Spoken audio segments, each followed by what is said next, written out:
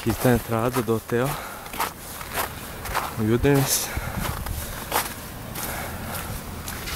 Aqui, bandeiras dos Estados Unidos, são muito patriotas, nacionalistas.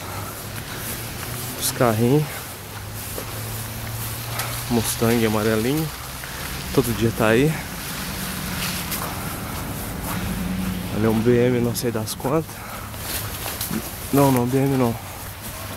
É Infiniti.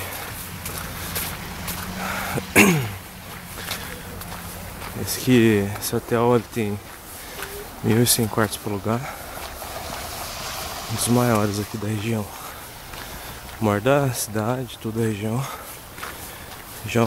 central dos Estados Unidos. E tá tudo branco aqui, mas você sabe que não é neve o ano todo. Verão chega a fazer mais de 40 graus. Eu tô indo tá pelo fundo do Waterdome, pela Laundry. Por dentro tem porta trancada.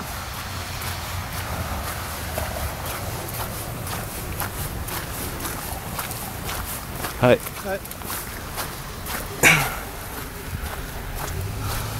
Começa a aparecer o Waterdome.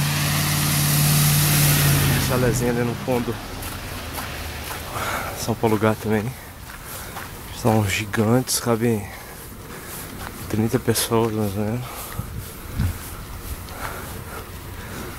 Aqui é o White Canyon Coffee. Não sei, nunca vim. Aqui é a entrada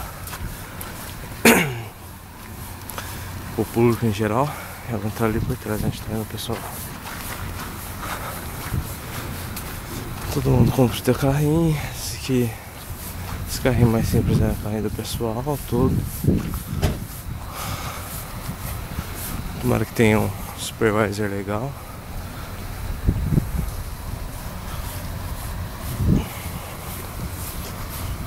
Já sei que a rádio tá lá no Klondike, isso é bom. Eu odeio a rádio é muito chata. O tia deu as caras lá e foi mandado embora. Coitado. Descarregando uma coisa. Aqui é a Laundry. Agora vai entrar.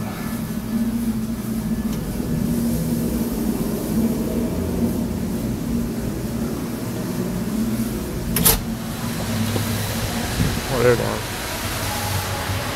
Depois eu filmo mais.